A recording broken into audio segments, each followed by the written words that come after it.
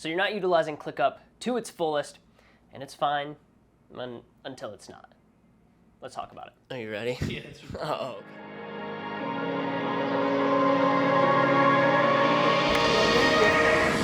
So we're just gonna hop in today. I wanna give you 2 ClickUp templates that are going to help your agency, whether you're a beginner, mid-sized, advanced agency. These 2 templates have been a game changer for the agencies that we run, and so I wanna give them to you absolutely free. The links are gonna be down in the description for you, but I wanna take you through and actually explain how to use these 2 templates.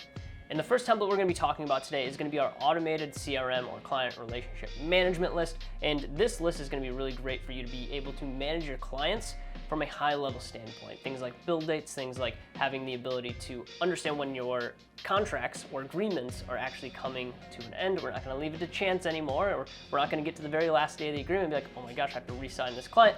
We're gonna put some things in place to allow you to manage your clients at a high level and make sure you're not missing those bill dates ever again. All right, so let's jump into the basic CRM right now. Now, inside of the CRM, you're also gonna notice that at the top here, there's a brief description that has a couple extra add-on videos to it. They're just Loom recordings on how to go a little bit deeper on this specific list. So if you wanna get a more in-depth training on that, it's available for you. All you have to do is utilize the template and then watch those videos as well. Or if you just need a reminder of how it actually works, that's a great place to start as well. But I'll cover a majority of it right here in this video. So the different statuses that we're managing here are active clients, needs onboarding, needs renewal, new agreement sent, churned, and then previous clients after they've churned after a while. And then we don't really use a completed status here at all. This is just for managing clients at a high level. Okay, so those are the different statuses that we're utilizing right now. We have some fake clients in here, client 1, client 2, client 3, client 4, and so on. Okay, and with this, we're just gonna name the clients as they come in. And what we did is we attached a form here for the different columns that you wanna add. If you want to have them fill out a form, it will automatically dump into the list for you. So feel free to customize that how you want to, but just an extra added benefit of utilizing this is you can utilize that form view to dump directly into your client list, unless you want to fill this out manually, okay? But you can have your client fill that out if you want, and then it will automatically potentially start a process for you, right? And so jumping into each of the columns here, I want to just briefly talk about each of the columns. The first one that we have specifically is a start date, okay? That is the day that they start with you, okay? And with the start date, it kind of helps us, one, manage how long they've been with us as a client, so we can calculate things like lifetime value or the average agreement length, okay? And it will give us a good indicator of how long that client has been with us. Okay, from there, we have the actual due date, which we're actually gonna utilize very in depth in this specific tutorial, but the due date itself will be tied to automations that will send you either a message in Slack or within ClickUp here to tell you, hey, this is when the agreement is due and this is when the agreement is going to end, and we need to be able to have a conversation with that client. Now, the best practice for us for this is setting that due date 30 days before the agreement actually ends. So normally it's gonna be on the very last bill date, and then we'll have 30 days to normally re-sign that client before they enter into a new agreement with us. So we normally do 30 days before, not the very last day of their active agreement, but the last day of them paying us. After that, we do add the origin date in there because the start date and the due date are based off of the agreement length, not the entire time that they were with you. So we do put an origin date in there as well to track how long that client has been with us. And then we have monthly retainer in there. So whether that's a $1,200 retainer, $2,000 retainer, right? So on and so forth. You can add however much that monthly retainer is. It is an optional column. We just like to get a good grasp of, hey, what clients are paying us what. And then sometimes it gives you an indicator of the clients that you don't really want to work with because they're not paying you enough, okay? After that, we put the agreement length in there. So 3 months, 6 months, 12-month agreements. So whatever the agreement length currently is, we add that in there as well. And then the third column here is going to be the type of service that you're going to be providing to them, right? Whether that's a creative service, maybe it's social media management. You can put the types of services that they're actually utilizing within your agency. The other columns in here, we have email, so just a contact point, so main contact will go in there, and then the full name of the main contact for that specific brand, for that specific client that you're servicing. And then the last column here is going to simply be date updated. that's the last time that we've updated that specific client. And so if we need to change agreements, we can just get a good idea of the last time that was updated. Now, there are some integrations that are also built that we can build into this. And so one of the ones that we utilize often is when this due date becomes expired, we'll actually have an integration set up to where when that due date comes to an expiration, it will shoot us a message inside of Slack and give us a heads up that, hey, this client is past due and we need to go and re-sign them, okay? So that's just a quick indicator for us to make sure agreements aren't falling by the wayside and that we're keeping clients that are going to be past clients on agreements and making sure that we don't lose clients, right? So make sure that you integrate that one. It's super helpful for us to be able to integrate that. And inside of this, it will show you the step-by-step process. I won't do that on this video, just give you the high level, okay? And then after that, we have an automation set up inside of ClickUp that when this due date becomes expired, it will move them automatically down into needs renewal. And when that happens, once again, that triggers that automation or that integration back to Slack to send you that message. And then if you're doing an agreement where you're sending it out to them, you can say, hey, like we sent the agreement, we're just waiting for a signature. Or if you're feeling a little bit more savage, you can actually have them sign the new agreement on the phone with you and then just move them back into an active client status. And then we have a churned column as well. Normally after 30 days of a client churning out, we will then move them into a previous client, and then that is where they will remain. And sometimes we reach back out to those previous clients because obviously they still need an agency, and maybe we go back to them and see if there's room for re-engagement. So nice little list of previous clients that you can go back to if needed. So that is the basic CRM template. It's pretty much an overview, but if you download the template, there's a little bit more in-depth training on the actual integrations and the automations that are built into this. I won't get too far in depth on that today.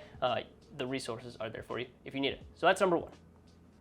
Now let's move on to our second ClickUp template that's going to be extremely useful for you and your agency, and it's called the OPIP. And the OPIP stands for the One Page Impact Plan. And if you're like, I have no idea what this actually is, well, let me explain it to you. So this is what we would consider one of the cornerstones of our programs, and it's one of those things that I don't feel comfortable normally giving away, but I want you guys to have it so you can start utilizing it so you can start growing your agency, okay? This has been the biggest game changer for us inside of our agency, inside of our consultancy. We use this with all of our clients. We utilize it within our own business, and we utilized it inside of the agencies that we ran before. So it is a pivotal piece to what we do on a daily basis, on a monthly basis, quarterly, yearly. This is something that is pivotal to the agency structure. Now, I do want to preface going into the one-page impact plan. This is not a full explanation of the top-down one-page impact plan. This is going to be one segment of the one-page impact plan. I will do a second video on a full explanation of the one-page impact plan for you guys, but this is going to be one segment, and it's the impact list itself, okay? Now let's go ahead and jump into this template and I'll show you exactly what I'm talking about. So when you download the one-page impact plan template for ClickUp, you're gonna notice that we utilize a whiteboard feature. You can go ahead and ignore the whiteboard feature for the time being. We'll circle back around to that in a second video, but for right now, I want you to jump over to the impact list view for the time being. This is what we're gonna drill down on today, and this will take up the remainder of the video. So let's talk about this. This is simply our to-do list, is the easiest way to explain this. And it's not just a to-do list. This is a very in-depth scope of the entire operation of the agency and making sure that you have impactful items that you're gonna be working on a month-to-month basis. And so when we say impact items, we wanna think about things that are actually moving the business forward. And what do we mean by moving the business forward exactly? Well, we wanna talk about things that are generating revenue for the business, things that are retaining revenue for the business, and things that are expanding revenue for the business. So just to drill down on that a little bit more. So generating new revenue, our ability to bring in more leads, land more sales. The second piece being retention of revenue. So clients that are currently on retainer with us that we potentially need to renew, right? We need to have a lot of activity around that. And then the third piece being expansion of revenue. So clients that we currently have that we can expand revenue with, maybe they're paying you, $2,500 a month for a specific service. Well, maybe there's a second service that we offer that we can expand revenue. We can get that retainer up to $5K per month, right? We increase that average order value, if you will, okay? Now, let's jump into the actual impact list itself, and I'll teach you guys exactly how we utilize this. So what exactly do we build impact items around? Well, there's 5 points that we want to really focus in on when we build out our impact items. The first piece is actually gonna be lead generation, so our ability to attract new clients. The second point being sales, okay, our ability to take those leads and convert them into sales. After that, we're talking about fulfillment, so our ability to deliver for clients at a high level and be able to retain them for the long term.